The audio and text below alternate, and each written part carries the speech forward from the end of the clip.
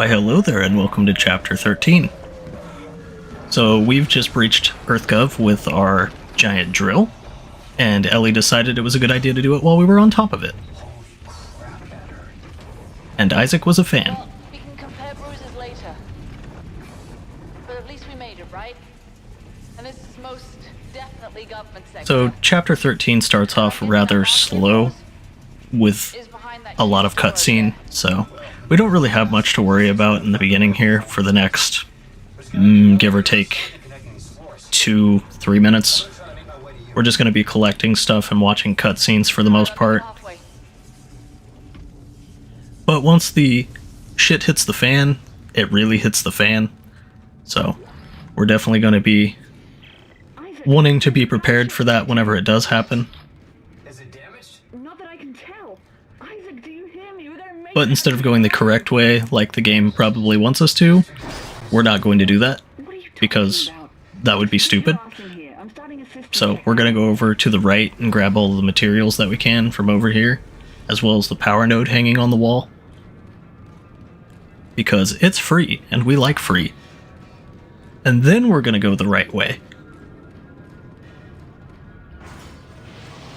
But we're going to have a touching moment between Isaac and Ellie, and a kind of weird scene between Isaac and Nicole, so.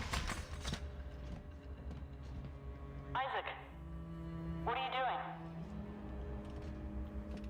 Closing hatch. Oh. Hey, Isaac, what are you doing? Gunship command alert confirmed. Isaac, what are you doing? Open the door right now! Emergency launch cycle initiated. No! Airlock sealed. No! No! Don't you dare! Don't you dare launch the ship! Isaac! It's your best chance, Ellie. You got life support, comms. Hey, you gotta be rescued. You bastard! I need you to be rescued. I couldn't save Nicole, but I can save you, Ellie. So, bye.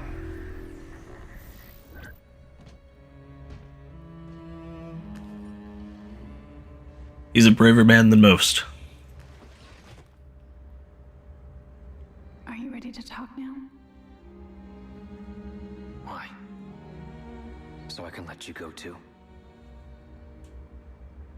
I can't do that, Nicole. I never wanted to let you go. A lot happened that we never wanted. Isaac, touch me. I don't think that's a good idea. Isaac, please. Damn. Promiscuous. Also get your minds out of the gutter, including me. But yeah, it does feel like she's coming on to him pretty hard there. But we're gonna have a store while we talk to Tideman. 200 armed security personnel. Every entrance is covered. Even if you do get in, you won't get far. And he's basically signing his own death certificate, so we're just gonna say challenge accepted and be his way shortly. But for now, we're gonna do ourselves some inventory management. We definitely want some more health in our inventory, because we don't want to get slapped and have no answer to it.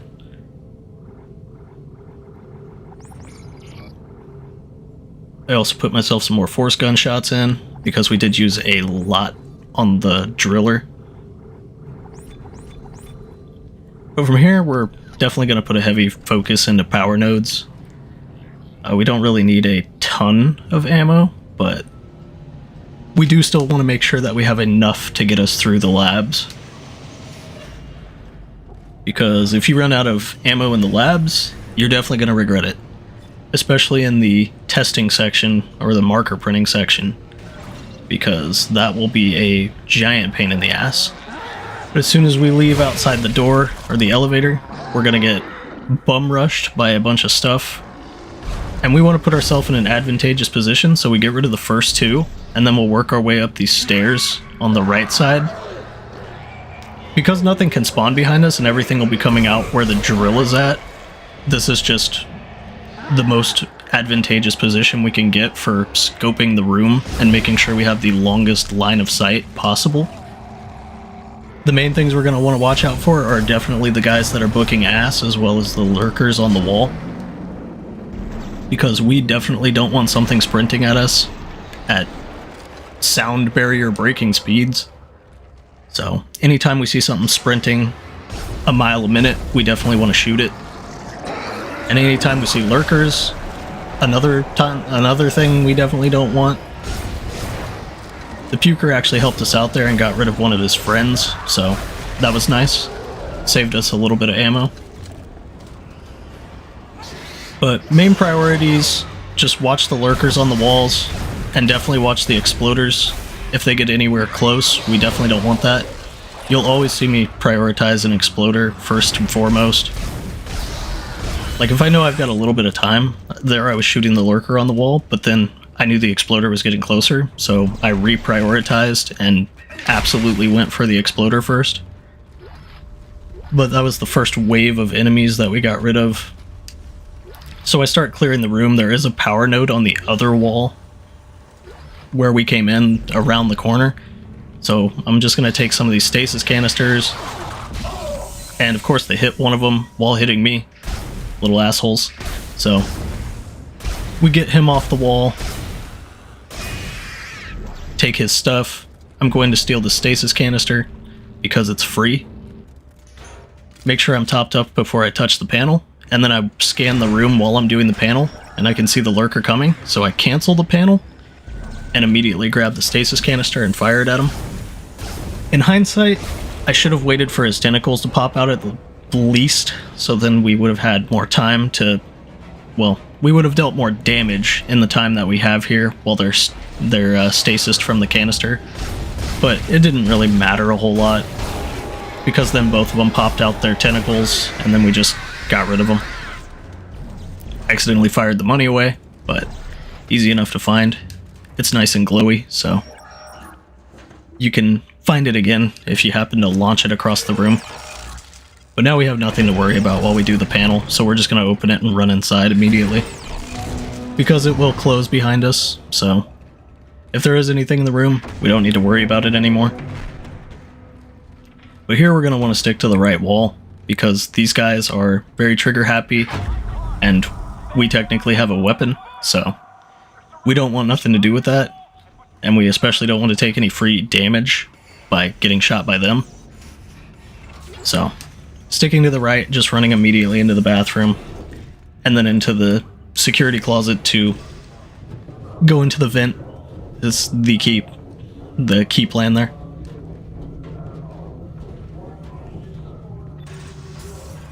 In the meantime, our stasis is recharging naturally, so we've got that going for us as well. And we don't touch that stasis canister, we're just going to leave it there because we will use it in a bit. But now we're going to turn this place into a living hell. So, good luck everybody else. I bet they wish they had plot armor, but they do not.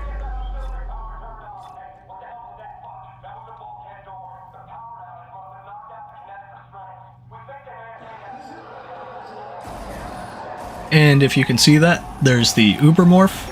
We'll say hello to them later. For the time being, we won't see them again until chapter 14.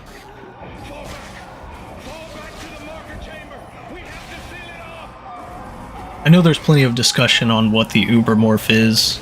Nothing's really super confirmed, whether it's like a proto-hive mind or some other just genetic mutation of Necromorphs or some stuff like that, but it is an interesting little discussion to look at.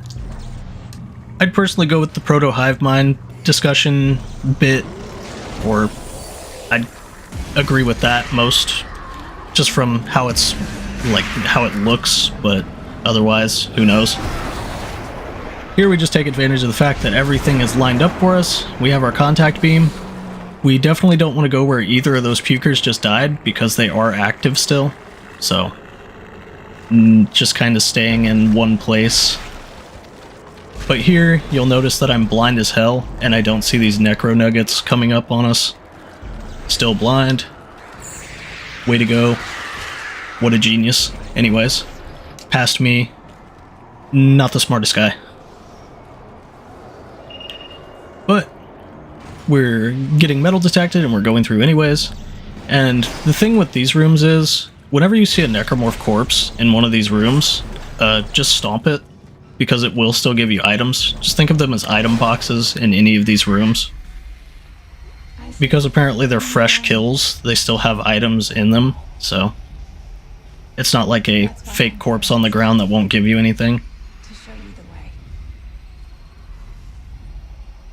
So Nicole shows us where we need to go, even though we really couldn't go anywhere else to begin with. So that's kind of interesting. But here we'll need to grab this guy and throw him into the scanner. Just a cute callback to the solar collectors a few chapters back. So there's also a log on the other side where we didn't go, so if you wanted to grab that, you could. It's not much, it's just the scientists talking about markers and making them. Basically all of the audio logs and text logs here are about making markers. But if we go to the right, we'll have this guy scriptedly pop out, and then there will be a puker after we deal with him, so we'll just get rid of them. But here in the lab, I pull out the force gun first. I would recommend just having the contact beam and then firing a shot while you're right around the front of that desk, just to get rid of it. Because old Slappy Enhanced Necromorph there hit me twice and almost destroyed me. But after you do the first contact beam shot in this room, just sit here with the force gun. Nothing can spawn behind you here, so you're completely safe from the back. Again, key strategy in most of the Dead Space games is a front-to-back sweep and then looking the other way. As long as you know your back is safe, then you can focus all of your fire in the front instead of getting surrounded. So that's exactly what I'm doing. Everything has to come between these two desks, so anything wants to get near me, it has to get past my force gun, which has, you know, quite a few shots. So I'm not scared of anything even remotely touching me at this point, except for, like I said, old Slappy in the beginning hit me with a few good shots and almost knocked me out. But other than that, it isn't really that much. As I said, if I had to correct something in this room, definitely just pull out the contact beam whenever you get in the door, run to the right near the front of the desk, and then immediately secondary fire at the ground to stasis him. And after that point, I would deal with the infector first, just to get them out of the way. It will lessen the chances of you getting slapped. At the same time, it will deal with him more often than not, because the alt fire on the contact beam is absolutely decked out at this point, where we don't really have to worry about anything surviving. But there's nothing in particular in this room to worry about at this point. We will be going through the power node door, and then we have to worry about something being in this room. But that'll be easy enough to deal with it whenever it happens. So we go inside the power node door, grab all of the things, you'll hear the whale call, and then we're going to go outside. So I have my contact beam out, stasis him just so he's not a threat, and then contact beam, get rid of that part, deal with his body parts. Unfortunately, whenever you get rid of his body parts in too quick of succession, the main body dies. Or disappears, I should say. So I couldn't grab the stuff out of it before I hit it. But either way, we're not really too hurt over losing the semiconductor from him at this late in the game. It's not that big of a deal. We would get one more power node probably out of it, but even still, we're basically decked out on everything and we don't really need to worry about it. I'm not using the force gun's alt fire at all, so I'm not worried about that. But I am upgrading it towards damage, but we still end up getting full damage anyways. So we could potentially put it towards the contact beam, but even still, I'm not too concerned. Contact beam at this point, well, When we first get the contact beam, it always does its max amount of damage, so I'm really not worried about that. We can upgrade the capacity and charge time, but still, contact beam is good with just the alt fire alone, so we really don't need to worry. Here we just need to transport the battery hanging up in the middle of the area over to the other side of the room, but we do have to worry about the stalkers, which will come out after we reach a certain trigger point in the room. I'd forgotten about the trigger point, so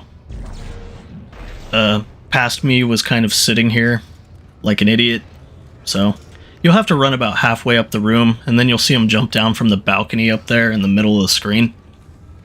The top middle of the screen. They kind of just do their coos and bird noises in the meantime, but you do have to run up to trigger them.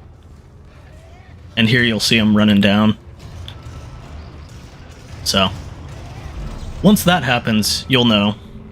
But mainly, we want to stick in this back corner here, and they'll just kind of drop down from over the boxes.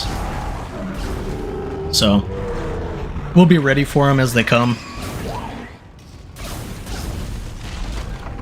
And again, stasis is your friend with stalkers. You don't want to get headbutted by one of them, because they do hurt like a bitch. And you'll always see them just kind of poking around boxes anyways. But we also have a puker that comes out. He's kind of out of his league at this point, so we're not even remotely concerned with that guy. And there will be another puker on the other side of the room, more often than not. So we do want to worry about that guy. But he gives us the tools to deal with him, so no big deal.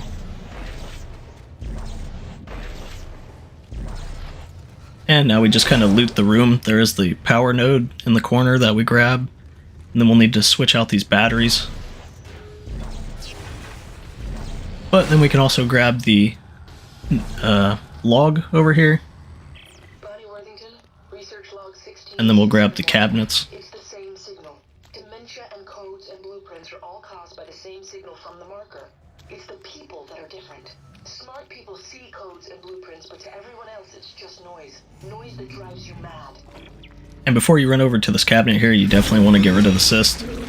But in that audio log, they're essentially saying that the marker chooses smart people to put blueprints into their head, like Isaac or Strauss, and everybody else just basically goes mad and starts going on a killing spree. It's to make more bodies for the markers. So that's why Isaac was in the second one and having a absolutely terrible time, because he's apparently smart enough to interpret the codes and have them in his brain. So that's what happens to the smart ones. The not so smart ones end up terribly, messed up to where they start seeing hallucinations and killing people. But here, we definitely want to get rid of the babies before we ever leave this room. And you can see that you can contact beam through walls, and it will apply the stasis effect. So, that is nice. If you think something's around a corner or something is around a wall, then you can stasis, and it will hit them. But now we just want to make sure we get the lasers as close as possible, and then immediately follow after them. But as soon as we hit the next room, we definitely want to be on the lookout for people coming in. So here, I have two of them around me. The smartest decision is to just pull out the contact beam and clear the room. I probably should have just waited to reload while this fine lady was coming in, but it still worked out. So, choose your times to reload if you don't have the reload upgraded on the contact beam, because it is about 3 seconds of reloading, which is very bad, but still. And now we want to sit in this room again until the babies come along, and there you can see the contact beam still does stasis through walls, and I took advantage of the fact that the babies would clump in that matter. It will stasis through the walls, but I don't believe the damage goes through. That's more of a line of sight kind of thing, I believe. The stasis is just a circle around the gun, but the damage is line of sight circle. Again, I haven't really tested it fully. I know that it does stasis through walls, but I don't know if the damage goes through. But judging by the fact that the crawler was still alive whenever I did do it, I don't believe that that is the case where it does damage through walls. But that's the laser room. It's pretty simplistic. As long as you just kind of wait, deal with everything as soon as you get to one of the alcoves, then you can make it through pretty much no problem. You'll always get attacked whenever you go to a new one, but as long as you have the contact beam out, hell, even the force gun, you can clear out everything that tries to get near you. I just opt for the contact beam since it offers the most protective get off me power, compared to the force guns where you need to have a line of sight and aim it at the same time, and it doesn't do as much damage as the contact beam's alternate fire, which you don't need to aim whatsoever, and it hits everything around you, and it stasises it. So, we're gonna go across the lasers, and go over to the left to grab this stuff. There will be a guy that pops down after we're done, and try and walk back. And he did hit me, but at the same time he was facing the other way, so it didn't really matter. But there will be an enhanced guy that comes running along. We're just gonna take advantage of the fact that we have 2 spikes, and hit him with them. And then grab all of their materials. Here, never trust a dead body, as said before. I know they're already dead, so... but we don't want them to be faking death. And now we go to what I like to aptly call the gauntlet. That'll be next. But here in this room, like I said before, any fresh necromorph bodies on this place will give you items, so make sure to hit them. And they like to taunt us with a store that's broken there, so... but this is the gauntlet. We're going to make it a lot less worse by pulling out the force gun and immediately running towards the doors, and then stasising anything that gets near us, and running through. Now since we're in this tiny little hallway, and we're going to be getting attacked, we don't have to really worry, because this is where the force gun absolutely shines. And we also have our contact beam, so anything that comes in this room, just immediately go crazy on. Like, without mercy, extreme prejudice, just start blasting everything that enters this room. And then collect all the items. You can technically just stasis everything that comes in after you and run out this door, but I wanted the items. And then as soon as you get to the next area that's a ramp, things will not spawn in there and basically despawn from up here. But like I said, I wanted the items, so I did get rid of everything in the room with me. But there was a weird little thing of note here. The exploder actually dies in the door. So I take full advantage of the fact that that happened, because whenever you face off against the brute at the bottom of the labs here, it will, on any difficulty, die in one hit to an exploder sack. Like, I don't know how common knowledge that is, or people have tried it, but yeah, it works on any difficulty. You'll even see in a few seconds, I take this exploder sack, and it will insta-kill the brute. So I don't even have to fire a shot at him. But here we just grab the materials in the log. We're going to be going across the room, and then the brute will trigger behind us, so I just set up everything, grab the stasis canister, make sure that it's out of the way with the exploder sack. We go near the door, and then you see the brute coming down, so stasis canister him, and then grab the exploder sack, and he's dead. That's it. It made an already joke of a mini-boss fight into an absolute joke. So yeah, that's the 3rd level of the gauntlet.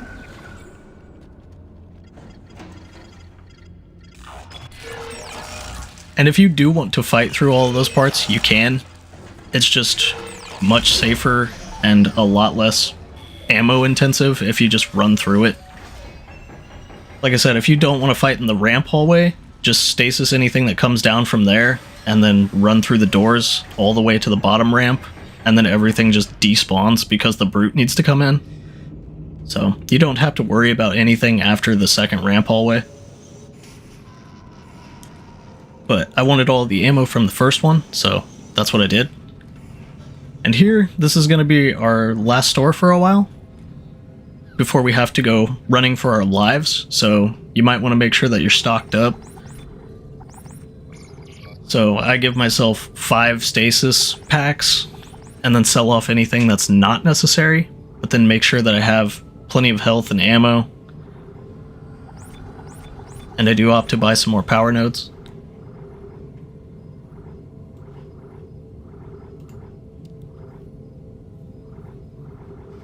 But yes, we're just going to make sure that we have all of the ammo that we possibly need. We're basically going to be dealing with a chapter-long run from a hunter, if you've ever played Dead Space 1 or Remake. This guy will regen the entire time that we're popping off his limbs, so we're definitely going to have to worry about him. And he is relentless in his pursuit until the very end. So we're going to make sure that we're all stocked up, all of our weapons are upgraded the way that we want. So we maxed out our force gun's damage and capacity. We just increase our contact beam because at this point we don't really need much else. I'm not planning on using the force gun's ult fire. It is decent, but I'm just not using it. But just one last glance in the store and then we're going to be off to our next section. I will point out, if you're squeamish, whenever we do get to the eye machine. Oh, and as well, on hardcore mode, this would be my last save. This is where I like to do my last save because of the coming up section where if you fail it, you will die instantly. And you have no choice. So, if you think that you are going to be tense, or you think that you're going to fail it, I have failed it on a hardcore run and I had to redo 6 chapters, so wouldn't recommend it. It really sucks. So this is where I save last, because if you fail, you tap in the wrong place, you do anything, you will just fail. You die instantly. No redos.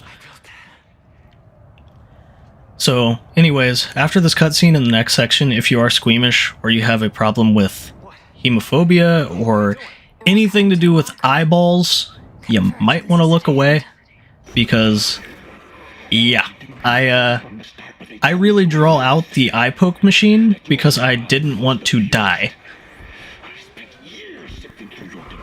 But I will explain it as we go with the eye poke machine, just so people know. There's a little bit of hesitation whenever it comes to it, but as long as you do it right, there's no real issue or concern. But a lot of people seem to like to just follow the eye around, but there is another way of doing it.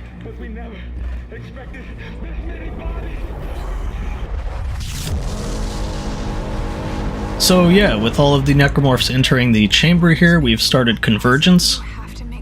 So shit is really hitting the fan, and it's only going to get worse from this point on. But again, content warning. If you have anything wrong with seeing blood, or eyeballs, or needles going in places you don't think that you would normally see them going in, you might want to look away, and that will be the end of the chapter for you. This is your warning. Just saying. This is an infamous scene for a reason. The machine activates the parts of our brain where the marker codes are stored. How does that threaten the marker? Or are they afraid? But Strauss was also talking about this machine the entire time. So, you'll see whenever we get in what he was talking about. Are you ready? This is gonna hurt, isn't it? I also really appreciate Nicole's honesty. It's going to hurt? Yes. Step 2. The screws go tight. So, the key thing with this part is there is actually a panel over on your side here it's not just for show. It does show your heartbeat and everything, but if you look at the little number under the heartbeat, you can actually see it getting closer the closer we get. That is your indicator on how close you will be at any point during this eye poke. So leave the needle in the middle, and you'll actually start to notice Isaac has a pattern whenever he does it. As long as his heart rate isn't going through the roof, this pattern won't change or get more erratic. So if you do little taps and wait for him to go back into the center, you will actually pretty much never fail this. Like you can see, he'll go over to his right and then back over to his left looking. So he goes over to the right, then he goes to the left, then he'll follow back to the center. It just keeps following the same pattern over and over again. But as long as you look up by the heart rate monitor and see how close you're getting, just give it baby taps and wait for him to go back to the center for his long stare forwards, and then you can tap it. Instead of trying to follow his eye around erratically, it's just much easier to stay in the center. And so you can see it's at 0.1 right now. So I am waiting until he looks at the center the longest possible time, right here. And that's how you do the eye poke easier. Whenever you get within like 0.5, the first long amount doesn't matter whatsoever. Just start driving it forwards until you get to about 5, and then start tapping it. Once you get down to under 1, underneath the heartbeat monitor, that's whenever you want to start being gentle with it and wait. Nicole. But other than that, that is the eye poke machine done, the infamous eye poke machine. If you are squeamish and you've seen it now, I'm sorry, but there you go. I'll be waiting for you. And then we'll be on into chapter 14 after this. So let me know what you guys think, and have a good one.